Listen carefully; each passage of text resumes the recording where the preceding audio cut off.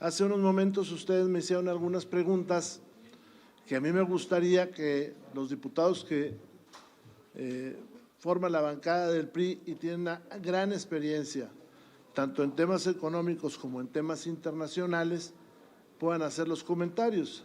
Algunos de ustedes me preguntaban sobre la situación, por ejemplo, en Ucrania y sobre la postura del gobierno federal. Yo les decía que el pueblo de México les dio a ellos la conducción de la política exterior, pero que el PRI exige una postura en favor de la paz y de la no intervención de una nación sobre otra, que es un principio de la política exterior mexicana. Pero también les comentaba y les digo a mis compañeros que además de eso, pues están las repercusiones económicas, políticas, de suministros, de energía, de petróleo, todo esto, que a mí me gustaría que nuestros compañeros que están acá al frente les comentaran. Ustedes los conocen, pero hay una gran experiencia en materia económica. No sé si quieran que ellos hagan una introducción. ¿Mande? O no se peleen, ¿no? Es como toda la cámara y ustedes también peleándose. ¿No ven cómo está la cámara y ustedes también? Un planteamiento y luego preguntas. De acuerdo. Don Ildefonso, como ustedes saben, tiene una gran experiencia en este tema, igual que todos, y me gustaría que platicara con ustedes de esto. Hola, ¿cómo están? Buenos días, buenas tardes ya. Ustedes, dado la profesión que con mucho esfuerzo han decidido, están muy enterados de los últimos acontecimientos en el conflicto en Ucrania. A mí me gustaría centrarme sobre cómo el cambio tecnológico y las nuevas condiciones a nivel mundial sin duda cambian la naturaleza de los conflictos. La generación de transición a la cual correspondo, pues realmente nace en un periodo de más de 7 décadas sin ningún conflicto que haya involucrado a las grandes potencias. No solo eso, la famosa Guerra Fría había pasado a otro contexto. ¿Qué es lo que pasa hoy? Lo que pasa hoy es que los efectos a través de del nuevo reto de las tecnologías van a ser mucho más severos para la economía global. Y más que estarnos preocupando de un escalamiento armamentista, creo que a las grandes potencias les ha quedado perfectamente claro que el uso de capacidades nucleares es simplemente el fin de la civilización como la conocemos. Y por lo tanto, ¿a qué debemos de estar atentos? Debemos de estar atentos a los ataques cibernéticos, al poder romper diametralmente los esquemas de transferencias de valor, a poder irrumpir en los servicios de las grandes urbes, de los sistemas de alimentación de energía y sobre todo también a las consecuencias energéticas que ya la estamos sufriendo. Por primera vez desde muchos años, el precio Brent del petróleo rebasó ya los $100, estamos más de $105 y sin duda el precio del gas va a recibir un impacto significativo. La posición de México original en Naciones Unidas es una posición que estuvo con un planteamiento correcto, porque fundamentalmente esto nos lleva a denunciar simplemente la violación de soberanías y el reto de una guerra que no le sirve ni le ayuda a nadie. Creo que el presidente esta mañana nos mandó un mensaje muy claro. Nos dijo que el peso estaba sobrevaluado y que por lo tanto no nos extrañaría de un reequilibrio en el tipo de cambio. O sea, ese va a ser uno de los primeros efectos que vamos a enfrentar y sin duda la inestabilidad de los mercados financieros. Y a partir de este momento, obviamente lo que vamos a ver es un escalamiento de las amenazas, pero más en la globalidad. Las disrupciones a las cadenas de valor, si tomamos en cuenta la clara posición de China y el control que tiene China de electrónicos y sobre todo de las famosas microconductores, eso sin duda puede afectar las cadenas globales de valor. Así es que el efecto en el comercio internacional va a ser uno de los primeros elementos que podemos ver en el escalamiento de esta confrontación. Ahí dejaría los comentarios y estoy a sus órdenes para cualquier pregunta.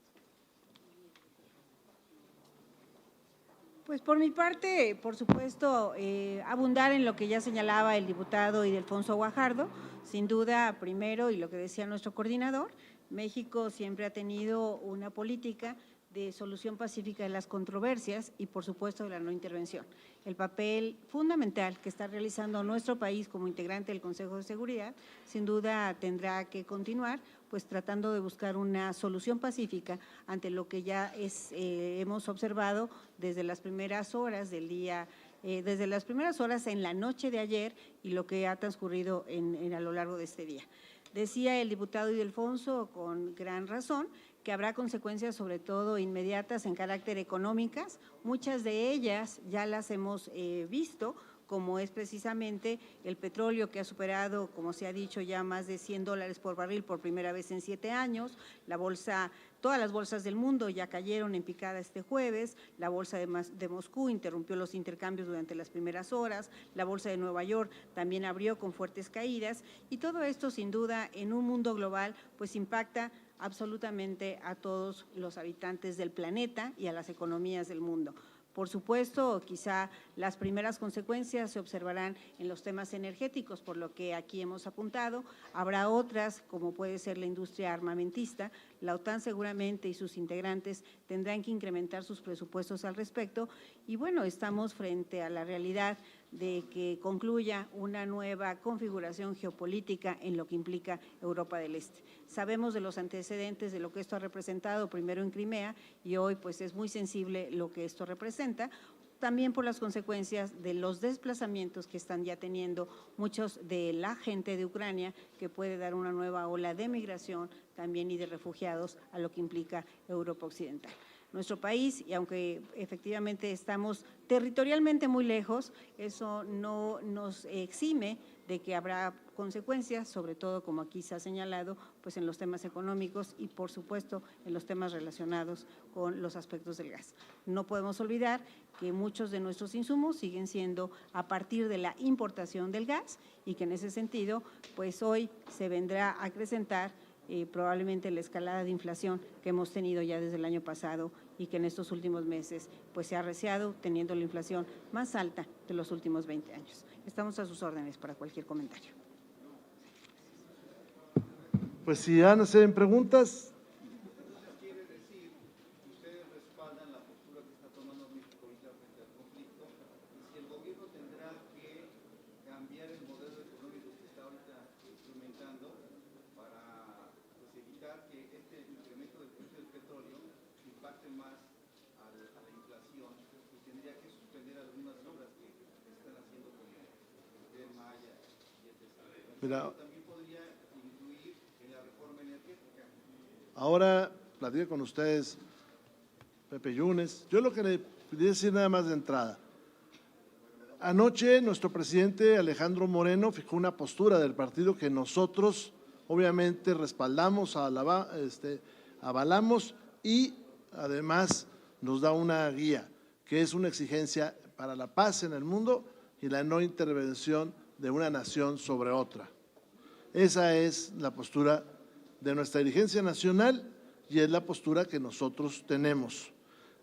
Por el resto, me gustaría que les comentaran los aspectos económicos que tiene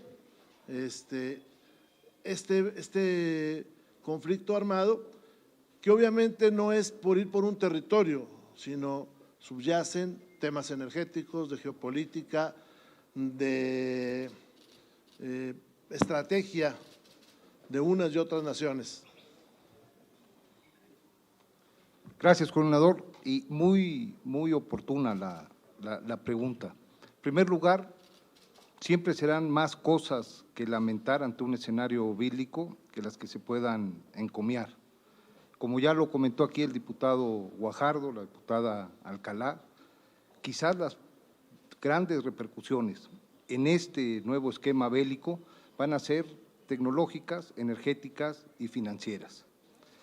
Pero lo relevante en función de la pregunta es que ya hay antecedentes y que depende de los reflejos, la disposición y la lectura del gobierno para saber cómo se pueden o mitigar los efectos negativos o aprovechar para bien del país los efectos del contexto.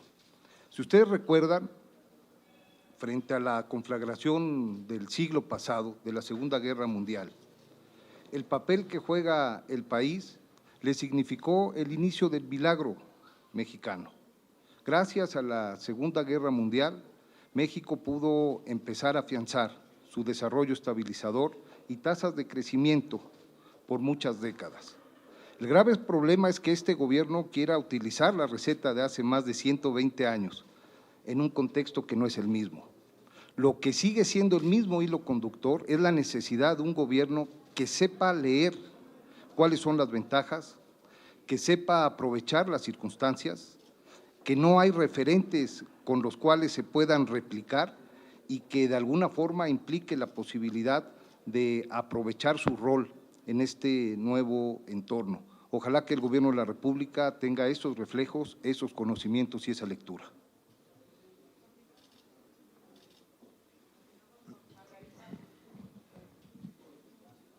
Hola, Margarita. Hola, buen día, diputadas, diputados.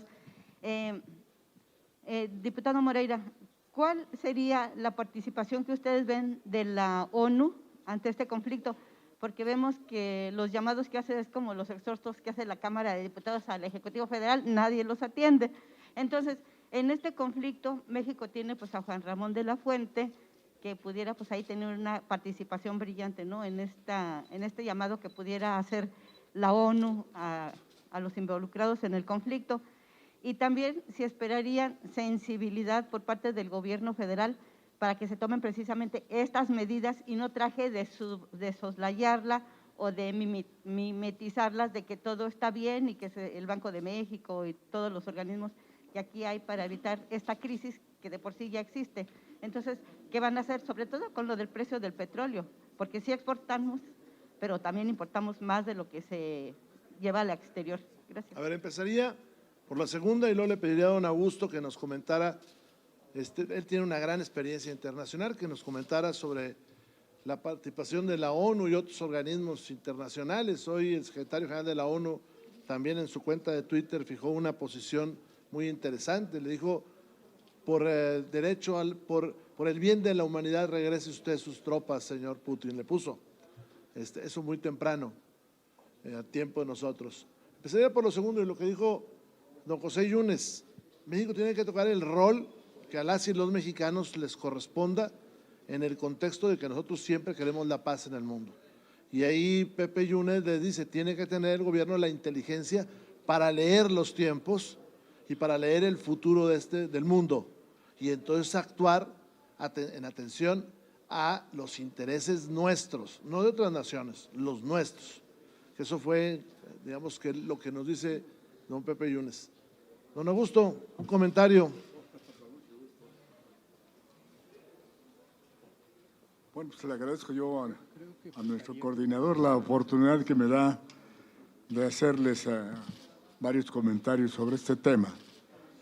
Lo primero que tenemos que recordar es que México ha definido su política exterior con base en el decálogo de Venustiano Carranza, pero sobre todo dejando claro que está en la Constitución, en el artículo 89, los principios de no intervención y de libre autodeterminación de las naciones, la lucha por la paz, por la cooperación internacional y el trato de igualdad entre las naciones.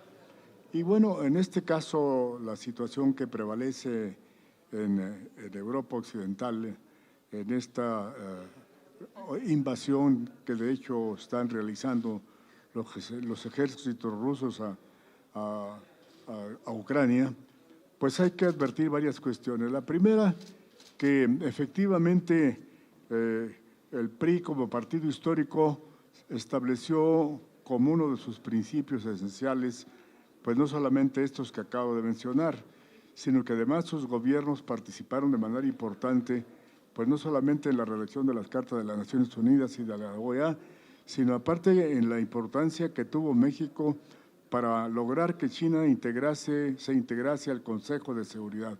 Es decir, En este momento, pues efectivamente la ONU cuenta con un instrumento que permite reunirse a las más grandes potencias, entre las cuales está Rusia, están los Estados Unidos, está China y desde luego pues varios países más como la India.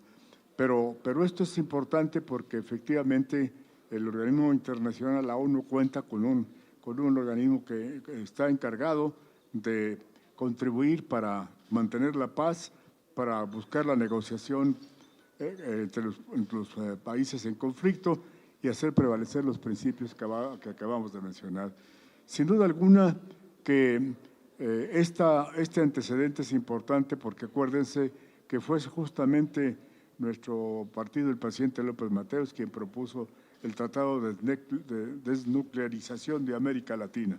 Es decir, el peligro de esta confrontación va más allá de los anteriores acontecimientos de una tecnología bélica que era dominada fundamentalmente por dos corrientes, como ocurrió en la Segunda Guerra Mundial entre el fascismo y la unidad de los países democráticos, como cuando se formó la Liga de las Naciones, sino que en este momento pues estamos sí ante un nuevo fenómeno que coincide con otros acontecimientos mundiales como la pandemia, como las crisis económicas que estamos enfrentando y además con la violencia que se origina sobre todo por una, digamos, internacionalización del crimen organizado.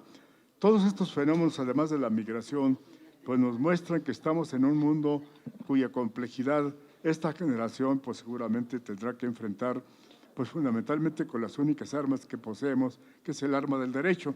Y en este caso nuestro partido, como lo comentaron tanto la compañera Blanca como nuestro querido coordinador, como nuestro compañero Yunes, pues el presidente de nuestro partido ya fijó una posición muy clara, ¿verdad?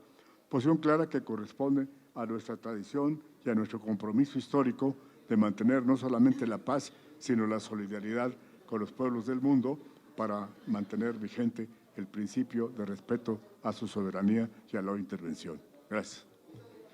Continuamos con Maxi Peláez de TV Azteca.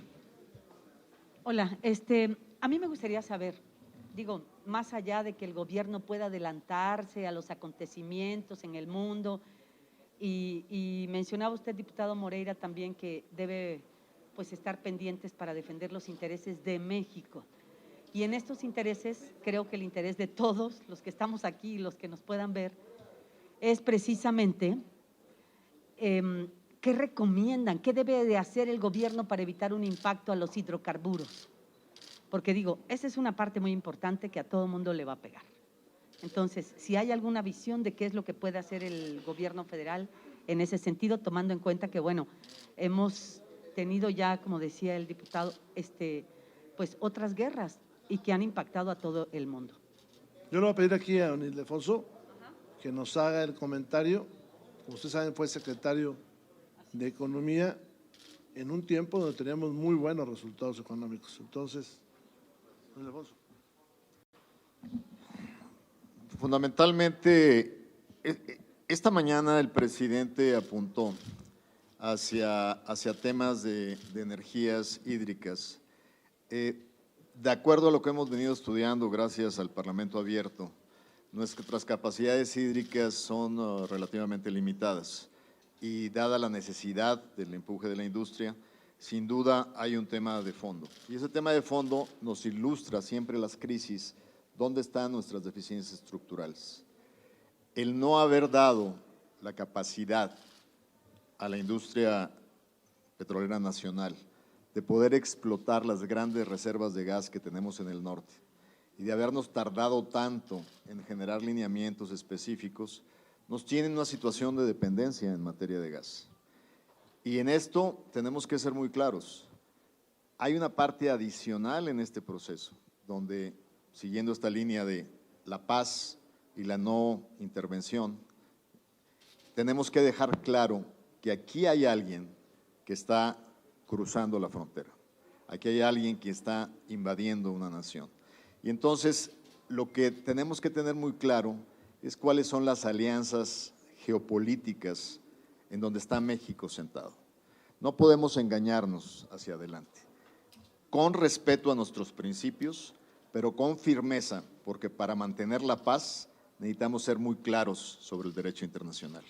Y en ese sentido, todo empieza por una posición clara y definida en donde están los ejes de afinidad geopolítica a nivel internacional. No olvidemos que en ello está reflejado una interrelación económica fundamental en América del Norte. Entonces, yo empezaría por una definición estratégica geopolítica. Ahora, ¿cómo enfrentar el tema energético? Creo que si esta escalada tecnológica, cibernética y energética siguen creciendo, lo que nos va a terminar pasando es que el mundo se va a tener que dar una pausa y vamos a tener que soportar el uso de energías fósiles. En ese sentido, creo que Europa no está descartando que Alemania tiene que recurrir a elementos de carbón y de combustibles más contaminantes. Y en ese sentido, México obviamente tiene, y es parte del debate sobre la transformación energética climática, ¿qué hacemos claramente con las reservas de combustóleo que no se han podido colocar? Entonces, este paréntesis nos tiene que ubicar en un mundo distinto, en un parámetro distinto, y tenemos que alinear nuestra estrategia energética y estar muy conscientes también de que los errores que hemos cometido en el pasado no los debemos de cometer cuando estamos tomando decisiones a futuro en materia energética. Ese sería mi comentario. Perdón, pero ¿qué sería? ¿Más subsidios? Bueno, implica primero ser claros que tenemos reservas aun y cuando sean en materiales fósiles, y esas tenemos que estar listos si es necesario utilizarlas, y creo que es fundamental. Dejar claro que hay elementos alternativos que no necesariamente son suficientes para mantener el aparato andando, tener proyecciones muy claras de lo que está pasando con el equilibrio de precios. El hecho que nuestro gas viene de Texas, obviamente va a tener implicaciones. Como ustedes saben, el gas es comprimible y viaja en buques, por lo tanto los impactos internacionales van a ser claros y definidos. Eso nos lleva a un análisis de uso racional de un recurso y tiene que haber una definición estratégica por parte del gobierno mexicano sobre ese futuro próximo que puede ser inminente. Pero también nos debe de llevar a que las decisiones coyunturales que estamos tomando hoy para el futuro aprendan de esta experiencia para poder aterrizar en lo que queremos construir, que es un sector energético fuerte, capaz, competitivo y en un futuro más limpio, mientras eso se pueda en el futuro mundial. Gracias. Tenemos dos últimas preguntas de Tiempo TV. ¿Qué tal? Diputado, yo le quisiera preguntar, ya habló acerca de la definición geopolítica que tiene que asumir México. El diputado se está pronunciando por una alineación con América del Norte, con Estados Unidos. Me gustaría preguntarle, habló también acerca de estas reservas que tenemos en materiales fósiles, pero que no tenemos, por ejemplo, de gas. No tenemos reservas de gas en México, no tenemos reservas petroleras suficientes como para poder soportar. Dependerá de la duración del conflicto, el impacto que pudiera tener en nuestro país. Pero yo le quisiera preguntar concretamente si estarían ustedes proponiendo una especie de pacto. Se manejó en los años 80, cuando teníamos una inflación desbocada y teníamos que controlar ciertos factores de la economía. Si este pacto económico pudiera reactivarse, ¿pudieran ustedes proponer algo así para evitar, ahora involucrando al sector privado, involucrando al sector gubernamental, para evitar que los efectos pudieran ser mayores en la economía nacional? ¿Es posible, es factible? A ver, le voy a contestar yo, que no soy economista. Mire, y qué bueno que me lo pregunta, o nos lo pregunta. Creo que esto nos deja una lección como nación, a todos. Es decir, que hay un momento de estabilidad, no garantiza que siempre va a suceder lo mismo. Yo no sé si un pacto, en los términos que nuestro partido impulsó y que fue exitoso para enfrentar crisis, muchas de ellas que venían del extranjero. Yo lo que sí creo es que un clima de polarización, un círculo pernicioso de enfrentarnos unos a otros, no es bueno para México. Y en momentos como estos queda demostrado tal situación. Entonces puede haber y debe de haber un buen diálogo para enfrentar lo que se antoja una crisis grave. Obviamente que si mañana cesan las hostilidades y las naciones se ponen de acuerdo, pues pasado mañana será otro mundo, ¿no? Pero esto yo creo que es un llamado de atención a Morena, a las autoridades federales de que es importante el diálogo con todas las fuerzas, más aún cuando ahora su mayoría es ficticia. Ellos tienen una mayoría ficticia. El 52% de los mexicanos en la última elección votó por las oposiciones. Acá tenemos una mayoría de Morena que es producto de una sobrerepresentación, que es un fraude a la voluntad popular. Es bueno que Morena se dé cuenta que nosotros representamos a la mayoría de los mexicanos y no ellos. Y en ese sentido, pues usted tiene razón. Tiene que haber una salida política que nos permita a todos participar en el desarrollo de México y a enfrentar y evitar una crisis. Continuamos con Francisco Garfias. Última pregunta. Hola. Hoy los ex embajadores de México en Estados Unidos y en Gran Bretaña, Rosenthal, Bárcenas y me parece que Sarucán, declaran o denuncian que la postura de México ha sido muy tibia, que no hay ni una sola mención a Rusia, ni una sola mención directa a Putin y no hay una condena clara a la invasión de Rusia a Ucrania. ¿Ustedes coinciden con este diagnóstico, digamos, de los ex embajadores? Pues no que coincidamos o no coincidamos, más bien la postura de nosotros ayer quedó clara. Nosotros condenamos la invasión, así lo dice nuestra dirigencia nacional. La reacción oficial. Bueno, pues la reacción oficial debe ser clara en condenar la invasión y debe ser clara en pedir y exigir al Consejo de Seguridad de las Naciones Unidas su intervención para lograr la paz. Si mencionan o no mencionan los nombres, pues es otra cosa, ¿no? Pero nosotros debemos de exigir que haya paz en el mundo y que se condenen las invasiones, porque nosotros hemos sido, nuestra historia es producto de muchas invasiones injustas ante una potencia mayor armada contra países que luego no tienen la posibilidad de defenderse, aunque tengan el derecho. Entonces, esa es nuestra postura. Nos gustaría que fuera más firme el señor canciller, mucho más firme, y dijera, condenamos la invasión de un país sobre otro en los términos de su capacidad militar, por ejemplo. Condenamos las guerras, eso tiene que quedar claro. Nada más una precisión, evocando lo que dijo don Augusto, en el sentido de que los principios de la política exterior mexicana marcan la no intervención. Si la no intervención justificaría esta postura, digamos, tibia. No, es que la no intervención está en la no intervención está en no meternos en la vida interna de los otros países, pero tenemos que condenar la agresión de un país a otro y la solución pacífica de los conflictos, que son dos cosas distintas. Sin meternos en la vida, no puedo poner ejemplo de ningún país porque luego se suscitan otras cosas, pues eso no es válido. Y creo que la doctrina Carranza, en el momento en que sucede, es fundamental. Pero eso no quiere decir no condenar que un país agreda a otro, máxime cuando hay una diferencia en su capacidad de defensa. Yo creo que eso tiene que quedar claro.